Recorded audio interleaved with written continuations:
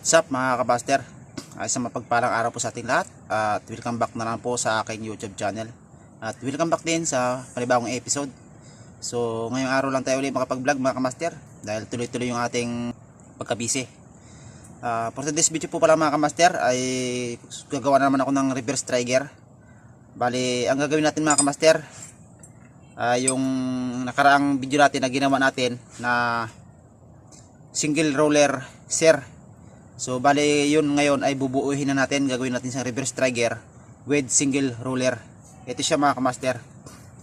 Ito siya kung natatandaan nyo. Ito yung may roller na ginawa natin. So bali ito yung ating bubuuhin ngayon mga kamaster. Yan. Siyempre mga kamaster, bago po tayo mag-umpisa, kung bago ka pa lang po sa aking YouTube channel at kung hindi ka pa po nakapag-subscribe, maaaring pakisubscribe na rin po mga kamaster at paki-like at paki-share. Lalo ko po kung nagustuhan nyo yung video mga kamaster. Ayan, maraming salamat po. Umpisa na po natin mga kamaster. Bali mga kamaster, may isisingit lang po ako sandali na ipapaliwanag ko about po dito sa ating ginagamit na trigger housing. Ay shout out dun sa isa nating kamaster na nagtatanong at siya rin po ay nag-uumpisa na rin po gumawa ng mga trigger, mga spear gun. So yan, ito pala kamaster yung sukat ng aking ginagamit na trigger housing na tubular na SUS 304. Nung nakaraan kasi nag-comment ka sa isa nating ginawa na new version trigger na ginawa ko. Ito sukatin ko na lang mga kamaster gamit tong aking metro para makita mo mga kamaster. Ito yung kanyang lapad mga kamaster na ginagamit ko, yan o.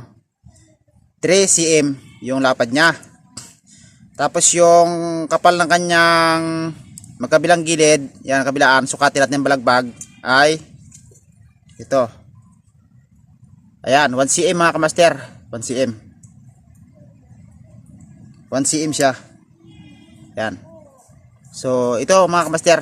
Bali ito pala kamaster ay hindi magkakasya ang 8mm pala. Nagkamali ako dun sa sinabi ko nung nakaraan sa iyo. Yung 8mm pala hindi magkakasya itong flat bar 8mm. Bali ang kasya sa kanya ito 6mm ang magkakasya sa kanya. Ito, yan. Kumbaga yung 1/4 na stainless kasya dito. Yung 1/4 na shafting.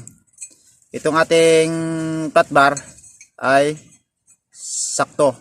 Para yung trigger ay at sear ay hindi malog-alog, yan mga kamaster. So yan yung sukat ko mga kamaster na ginagamit. Yung isa naman, saka ko nang ipapakita sa inyo, yung mas makapal. Yun naman yung nababagay dito sa ating 8mm na flat bar. Yan. Dahil itong 8mm pala hindi magkasya. Ayan ako makikita mo. So ito yung ginamit ko mga kamaster. Ginamit ko dun sa housing ng new version trigger. Ito yun. So pag pumunta ka sa bumili ka, magdala ka na lang mga kamaster ng metro para kung bibili ka sa hardware para mas masukat mo. Yan mga kamaster. Yan, shout out sa iyo kamaster. At sana ay nakuha mo yung sukat nito. Yan. Sige, umpisa na po natin mga kamaster ang pagbuo nito. Ito mga kamaster, mag-guhit lang tayo dito. Yan. Sa kabila may guhit na pero dublihin natin. Tapos itong ating yan, ligyan natin sa gitna. Yan. Sa ating ikatong mga sobra. Magigit.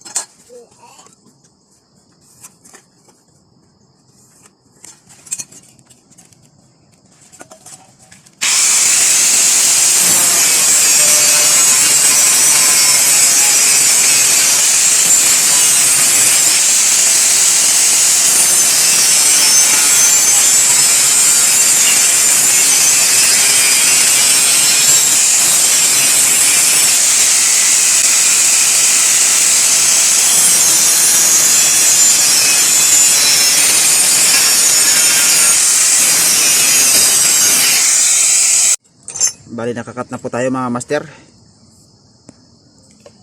Bali nakakat na tayo. Bali ang gagawin dito mga master, yan. Yan. Bali dito tayo maglalagay ng sa line release nya.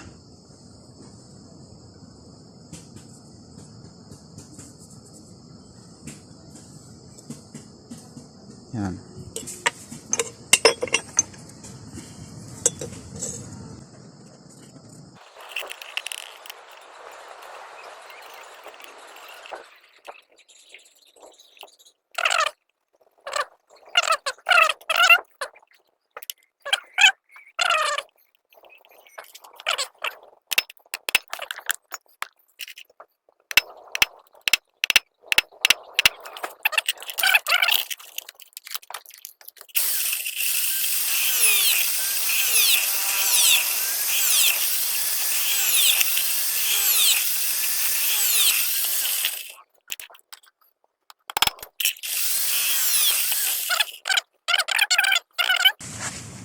Bale, gagamit lang po tayo ng mini electric grinder para sa ating pagkat dito.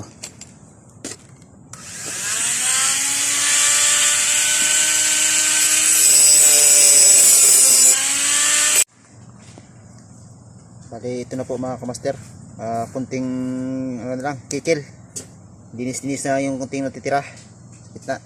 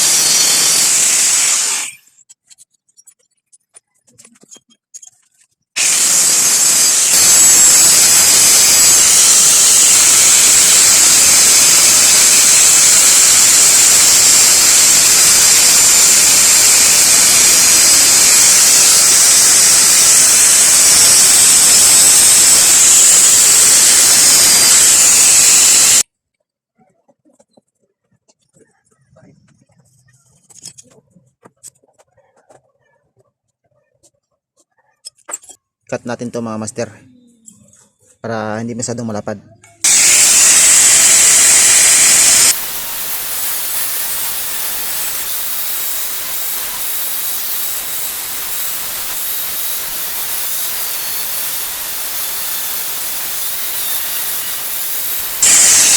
Yan mga kamaster, hindi na siya masyadong malapad.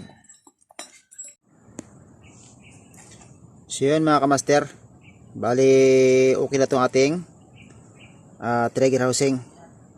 Bali ang gagawin na natin ngayon mga kamaster ay install natin to. I-install na natin to dito. Yan, para maging buong trigger mechanism na siya. Para malagyan na rin natin siya ng line release. Yan. Bali magbubutas tayo mga kamaster. Yan lang. Yan. Yan. DIY lang kasi itong ating housing mga kamaster, hindi siya talaga tubular. DIY lang natin, kaya kailangan magandang ating pagkakalapat dito mga master. Dahil pag kunting kamali lang mga master, mahirap na maghabol. Bale yun mga kamaster, tutudlo natin yun. Kapag nakuha nyo na mga kamaster yung tamang align or tamang sukat ng ating pagkakabit ng ating kon dito, kalkulan natin dito mga master sa butas. Yan, ganyan. Yan, pwede na natin siyang lagyan ng guhit dito o kunang lapis. Yan, lagyan natin dito sa gitna. Yan. Dito naman sa ating trigger ay yan, kailangan ganyan para madali siyang kalabitin.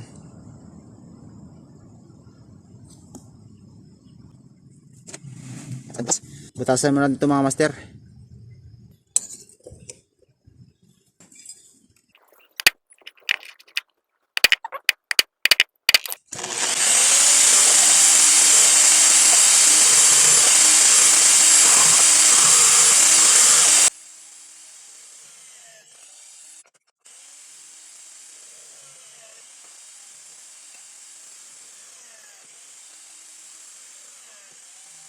Bale, napaunahan na natin ang butas mga kamaster ng 1/8. Sundan natin ng 3/16. So yan mga kamaster, bale ito siya. Nabutasan na natin ng 3/16. Ayan, yung kanya ating magiging pin lock niya. Ayan o.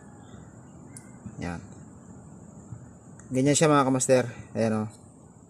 Wala rin siya pinagkaiba sa iba nating video na tutorial natin ano, na reverse trigger. Ganun pa rin yung forma niya. Pero anong kaiba lang sa kanila mga kamaster, ito may roller. May roller yung ating sir. Ayan, may gulong siya. So yan. Bali, dahil sukat na ito mga kamaster, ang gagawin naman natin ay maglalagay tayo ng stopper nya dito. Sa taas. Dito tayo sa taas maglalagay mga master. Yan. Sirbo lang natin ano, na nakasintro talaga. Napakalambot lang to kalabitin mga kamaster dahil may gulong to, may roller. Yan. Ganyan. Tapos dito tayo magbubutas sa itaas. Ito.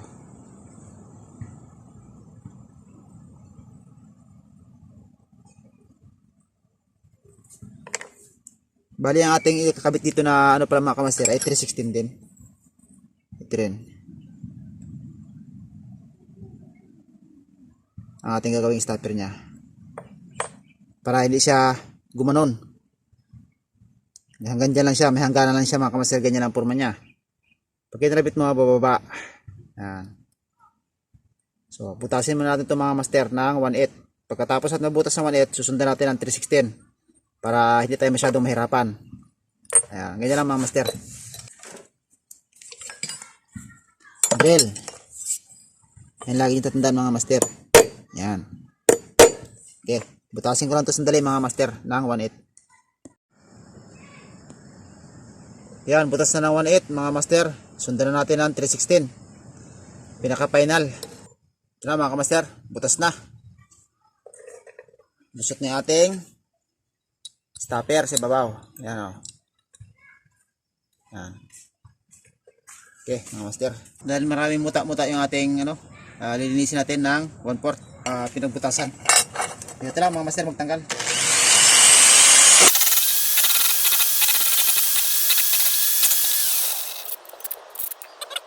So yun mga kamaster, bali okay na itong ating mga lever, sir, at saka may tatlong pinlock na tayo. So bali mga kamaster, mag-i-install na tayo. Bali unahin natin itong pinaka-stopper nitong ating ano, lever dito sa taas. Unahin natin yung lagyan. Tapos i-rematchin natin to, pipit-pitin natin to mga master para magkaroon ng lock yung kanyang bawat ulo.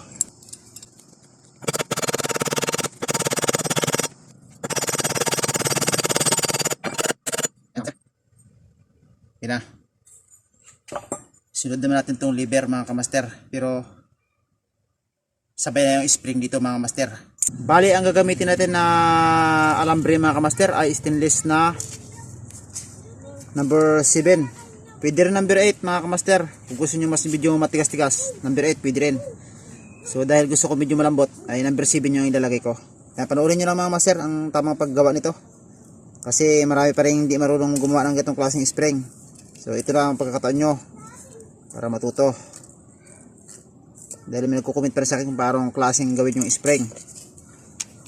Ito yung lever natin mga kamaster. Ang gagawin nyo lang mga kamaster ay ipapasak nyo to sa 316 yung ating yan. Pagkatapos ito yung ating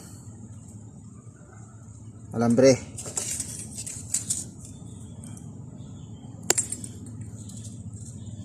Yan, babaliin natin ng ganyan tapos susukat natin dito. Yan. Tapos dito balik uli.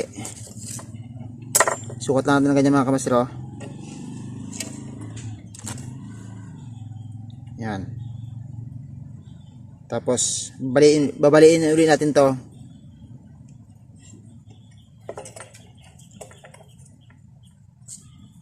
Yan.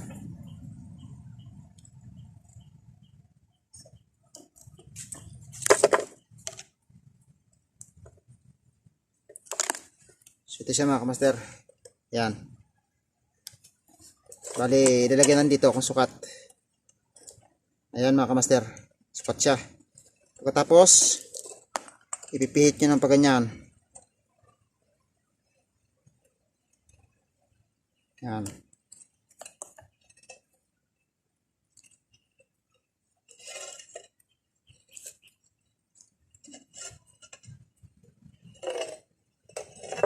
Yan.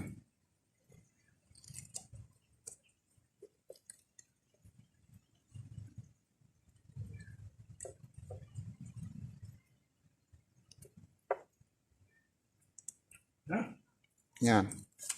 So ilang ikot yan? 1, 2, 3, 4. Bali apat bali apat sa kabila mga kamaster, apat din sa kabila na ikot. So susubukan natin kung sakto na dito sa ating, kasi ito na rin magsisilbing washer niya mga kamaster sa magkabilang gilid dito sa loob ng ating housing. Yan. Subukan natin kung ayos lang yung magiging kapal niya.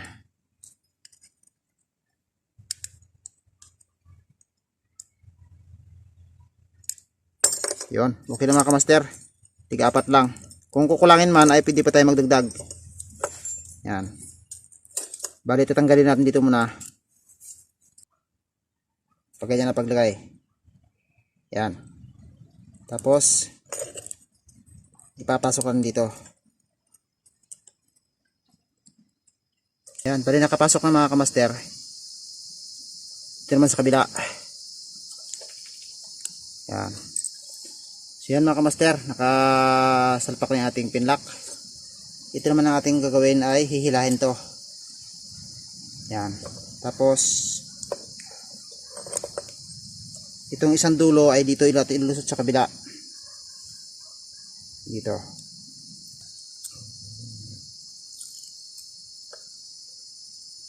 Ang kabilang side yan mga kamaster. Yan. Tapos hihilahin natin yung kabilang dulo. Tapos itong isa naman mga kamaster dito rin sa kabila. Yan, kabila lang yan para patas lang yung kanilang pwesto ng bawat nagiging dulo. Yan. Subukan mga kamaster. Yan o, bumabalik siya. Tapos itong dulo na to ay hihilahin natin ng plies para talagang mag-lock. Isa muna, yung isa muna. Yan.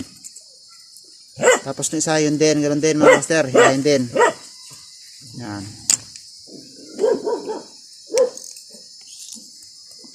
Yan.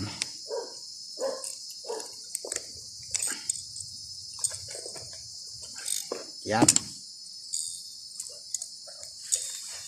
Mga kamaster, oh. Yan. Ganyan lang spring mga kamaster. Kung titignan nyo mga kamaster, naging parang washer na sa magkabila ang gilid. Washer sa kabila, yan o. Yan o. para naging washer siya magkabilang gilid. Kaya yung ating trigger, hindi siya, yung ating lever, hindi siya gumagalaw-galaw ng pabalang. Yan o, tama. Tapos, kabit natin itong isang ating sir. Subukan natin kung maganda yung ating galawan ng ating mechanism, mga ka-idol, mga kamaster. Yan. Yan, naka-unload mga kamaster. Subukan natin. Yun mga master. Oh. Napakasimple lang siyang gumalaw ang single roller. Okay. Master. Oh. Ayan oh. Oh. Tama mga master. Ayos na natin itong ating pinakadulo bago natin putulan.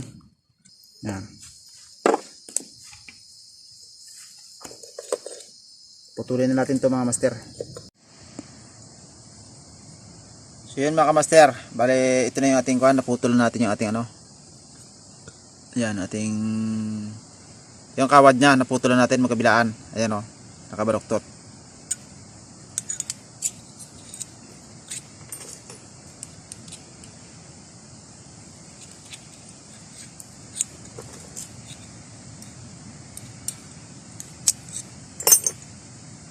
Yan o mga kamaster o.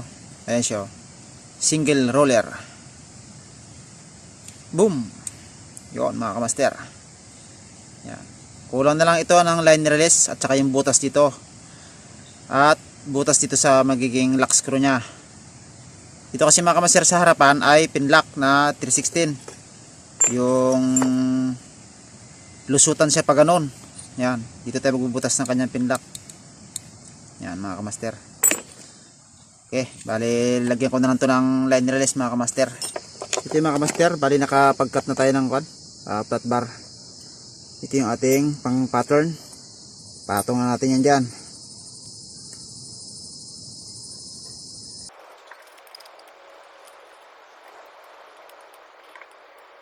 Mga kamaster, bali i-cutting na natin to. Yan, sundan lang natin yung drawing. Ganyan ang technique dyan para mapabilis kayo sa paggawa ng line release mga master. 1/8 pa lang muna natin ibubutas ito mga master. So yun mga master, bali ito na yung ating line release. Bali pakikinisin na natin ng konti at ikakabit na natin dito sa mismong line release hole ng ating trigger housing. Dahil ito ay sukat na mga kamaster oh. Ayan oh. Sukat na siya. Ayan. Bale bubutasan na natin ito sa babaw patagos doon para malagyan na natin ng lock yung ating line release para gumana na siya mga master. Ipapakita ko na sa inyo maya kung isi-set up natin dito sa mismong trigger housing. So yun mga kamaster, bali tapos na itong ating line release at nakagawa na rin tayo ng pang pin. Bali install na natin ito mga master. Bali isalpak na natin dito yan dyan. Tapos itong ating pin, alisin natin itong ano pala sir para wala sa gabal. Pasok mo natin itong pinlock ng ating line release dito. Tapos papunta dito sa ano sa kabila.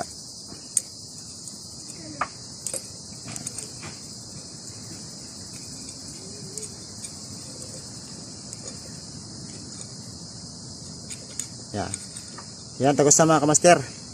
Bali putulin natin itong sobra bago natin sa i-rematch. Bali na putulin natin, pukpukin natin mga master.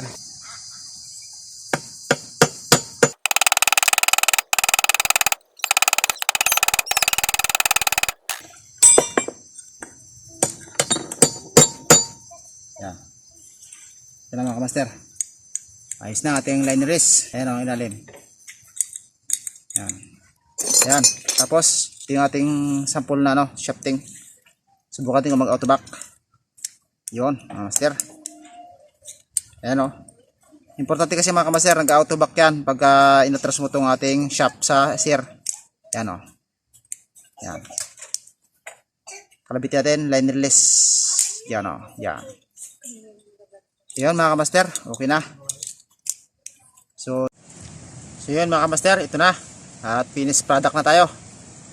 So naka-install na, naka-rematch na rin bawat mga pinlock natin sa ating single roller reverse trigger mechanism. Ayan o. Ito mga kamaster o. Ayan o. Ayan. So yun mga kamaster, okay na. So yun mga kamaster, so hanggang dito na lang po muna ating tutorial sa araw na to. At maraming salamat po sa inyong panonood at sa inyong walang sawang suporta, lalo na po sa ina-upload ko mga video gaya nito, ating paggawa nito mga kamaster ng tutorial sa araw na to. Ayan, maraming salamat po muli mga kamaster. See you next episode and God bless to all. Bye bye, salamat.